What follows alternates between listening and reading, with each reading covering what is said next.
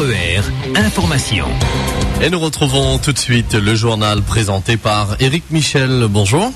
Bonjour à tous. Le malaise des jeunes toujours à la une de l'actualité avec cette nouvelle manifestation qui débute du côté de Saint-Louis.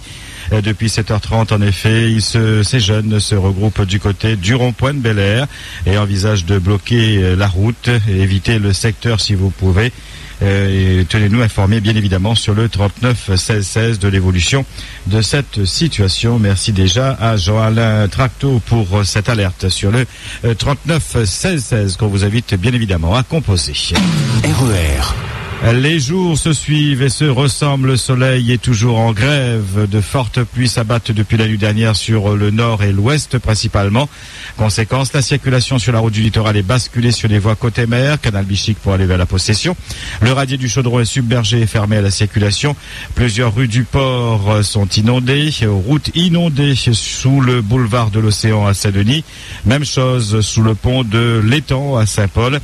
Beaucoup d'eau sur la chaussée au niveau du viaduc de Saint-Paul en direction du sud. Soyez très prudents dans vos déplacements. Côté ciel, la météo annonce du mauvais temps pour toute cette journée, malheureusement, avec des pluies modérées à fortes, surtout sur la région de Saint-Paul. Seul le secteur de Saint-Pierre connaît des périodes ensoleillées.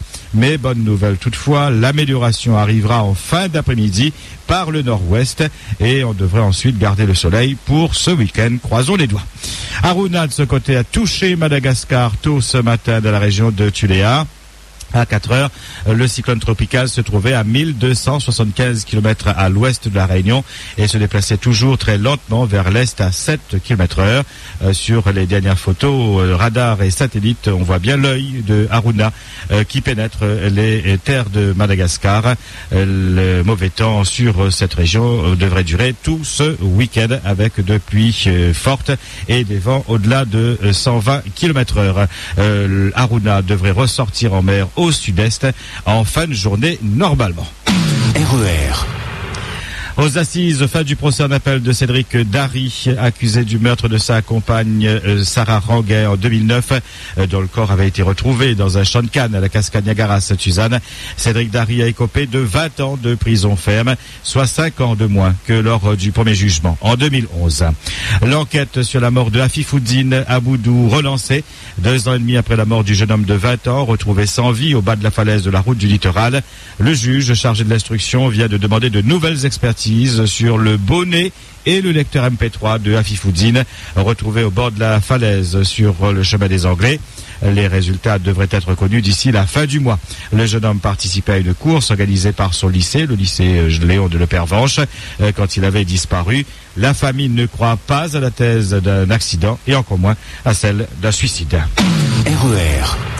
Arrivée aujourd'hui dans l'île de Najat Vallaud-Belkacem, la ministre des Droits des Femmes et porte-parole du gouvernement séjournera 2 jours à La Réunion où elle rencontrera les représentants du monde associatif. À son programme notamment ce matin, la signature d'une convention cadre entre l'État et le Conseil régional portant sur l'égalité professionnelle entre les femmes et les hommes. Justement, la condition de la femme à La Réunion, c'est votre question d'actualité aujourd'hui. Les femmes réunionnaises vivent-elles mieux aujourd'hui? Ont-elles plus de liberté? Ont-elles autant de droits que les hommes? Prennent-elles plus de décisions dans la famille? C'est-à-dire le cliché qui sait porte pantalon, c'est bien fini et c'est du passé. Le sujet, vous le voyez, est vaste. Il y a à dire. Et nous attendons vos réactions en direct à 9h, 11h et 17h sur le 47 33 33 et le 47 34 34. Ou bien vous avez également notre site internet www.rer.ru. Le problème de l'emploi des jeunes, on en parlait au début de ce journal. L'association des maires s'est réunie hier soir à la Possession. Elle prône le retour des contrats aidés pour une durée de 6 mois. Au lieu de 12, comme prévu. À propos des contrats d'avenir, financés à 75% par l'État, les maires estiment que la part résiduelle, les 25%, est encore trop élevée pour les communes. La MDR propose l'organisation d'une table ronde entre l'État, la région, le département et les communes. Et elle a également demandé une audience à la porte-parole du gouvernement. Sur la demande des maires de revenir à des contrats de 6 mois, eh bien, le préfet a déjà répondu. Jean-Luc Marx indique en effet dans un communiqué que l'arrêté fixant les paramètres des contrats aidés sera modifié dans quelques jours pour fixer la durée moyenne à 12 mois avec possibilité d'une durée minimale de 6 mois. Toujours au sujet des emplois d'avenir, le groupe PS au Conseil général propose à Nassima Daidar de réorienter les crédits prévus cette année pour les projets PAC Jeunes Citoyens et Académie des Dallons. C'est 2 300 000 euros permettrait, selon le PS, ou de créer 400 emplois d'avenir supplémentaires directement au sein de la collectivité, ou de financer un tiers de la part résiduelle de ces emplois pour les mairies ou les associations. Et dans ce cas, 1150 emplois pourraient être signés. Le groupe PS demande à l'ensemble des élus d'abandonner leur posture politicienne face aux cris de détresse de la jeunesse. RER. À la recherche d'un emploi ou si vous voulez découvrir les différents métiers avant de choisir justement, eh bien cette nuit, c'est la vôtre. La Chambre de commerce organise en effet ce soir la nuit de l'orientation. Chefs d'entreprise et organismes de formation vous attendent pour vous conseiller. Les objectifs de cette 4e édition avec Marie-Claude de Munari-Gilbert, directrice du pôle formation à la CCIR. Donc il s'agit de présenter aux lycéens et puis aux demandeurs d'emploi ou qui sont à la recherche d'une formation et d'un emploi, les métiers, tous les métiers possibles, que ça soit dans le domaine de la santé, du commerce, de l'industrie, des services, et pour arriver à ces métiers, de suivre un parcours, donc sur d'abord je m'oriente, ensuite je me forme pour déboucher sur un métier. Donc l'objectif, c'est vraiment d'accompagner les jeunes dans leur orientation, dans leur parcours d'orientation, sur 3 aspects, 3 villages. L'aspect orientation-information, l'aspect formation-études et l'aspect donc métier avec les professionnels. Pourquoi organiser cette manifestation la nuit? Alors en fait l'idée c'est de faire ça dans un contexte décontracté, sans stress, avec des animations musicales, avec des professionnels qui sont là en dehors de leur temps de travail pour passer un petit peu plus de temps avec les jeunes. Donc on est sur un format qui est un format un petit peu décalé par rapport donc aux horaires habituels des journées portes ouvertes ou autres manifestations. Quel est le bilan que vous tirez des expériences passées? Eh bien écoutez, en termes quantitatifs, sur la dernière édition, nous avons accueilli 6000 personnes sur le nord et 4000 sur le sud, sur les mêmes créneaux horaires entre 18h et 22h. Nous avons en feedback des exposants, puisqu'on a à peu près 200 exposants entre les professionnels, les organismes de formation et les professionnels de l'orientation, eu un retour en tout cas très positif sur l'intérêt porté par les jeunes et leurs familles. Et puis au niveau des formations, et bien sur les inscriptions dans les formations, avec tout en ayant conscience donc des débouchés possibles en termes de métier. Donc on a été fortement à nouveau porté, je dirais, par tous nos partenaires pour organiser cette 4e édition.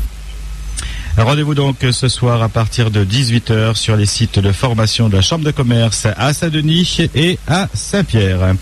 Un petit détour sur la route pour vous annoncer que le radier de Sainte-Suzanne est maintenant fermé à la circulation. Donc circulation impossible sur ce radier de Sainte-Suzanne. Merci à Michel et à Fabrice pour cette alerte sur le 39 16 Incorrigibles, ces élus, même après les avertissements récents de la Chambre régionale des comptes, les élus, membres du conseil d'administration du SDIS, ont brillé encore par leur absence. La réunion a dû être une nouvelle fois reportée à lundi, ce qui retarde d'autant les prises de décision pour le service départemental d'incendie et de secours. EDF a fait le bilan hier de l'année 2012. On retiendra que la consommation moyenne d'électricité des Réunionnais est en légère baisse. Sur 351 000 clients, 1 sur 5 bénéficie du tarif de première nécessité. Une augmentation de 5% par rapport à 2011. Et le nombre de bénéficiaires devrait continuer à augmenter cette année, prédit le patron d'EDF. Les agents d'électricité de France ont effectué 72 000 interventions sur le terrain. Pour cette année, eh bien, la compagnie d'électricité va lancer les factures par Internet. Elle prévoit aussi d'embaucher 27 jeunes en CDI. 22 l'ont été en 2012, tous réunionnais. EDF compte poursuivre le développement des énergies renouvelables dont l'objectif est d'atteindre le seuil de 50% de la production d'énergie. Enfin, un grand chantier va voir le jour dans quelques semaines afin de renforcer le réseau électrique dans le sud, celui du projet Léo, qui est une nouvelle ligne qui doit relier Saint-Paul au Golfe Saint-Louis en substitution de la ligne existante. On connaît tous l'expression tourne 7 fois haute langue de haute bouche avant de parler. Eh bien là, au président de séance du Sénat mercredi soir, il faudrait dire coupe le micro avant de faire des commentaires. Je vous situe la scène, ça se passe dans l'hémicycle du Sénat mercredi soir. Lors du débat sur la situation à Mayotte, le président de séance, Jean-Patrick Courtois, donne la parole à un sénateur de Mayotte. La parole est à monsieur Abdourahmane Soyi. On va avoir un moment, 27 minutes, on s'endormira à la fin. Je pense qu'il va pas tout utiliser. J'espère. Abdourahmane Soili, sénateur UMP de Mayotte, disposait en effet de 27 minutes pour intervenir, soit le temps cumulé du président de la commission des lois et des deux rapporteurs, de quoi en effet faire peur à Jean-Patrick Courtois, mais il n'aura pas le temps de s'endormir puisque l'orateur n'utilisera pas son temps de parole, n'utilisera que 15 minutes de son temps. Un crédit rare car les autres membres de l'UMP n'ont pas voulu intervenir dans ce débat. RER. En sport football, Bordeaux a sauvé l'honneur des clubs français engagés en Ligue Europa en se qualifiant hier soir pour les huitièmes de finale aux dépens du Dynamo Kiev, battu 1-0. Lyon a été éliminé en concédant le nul 1-1 face à Tottenham. Place à la 26e journée de Ligue 1 ce soir et en ouverture, Nice reçoit Reims. RER.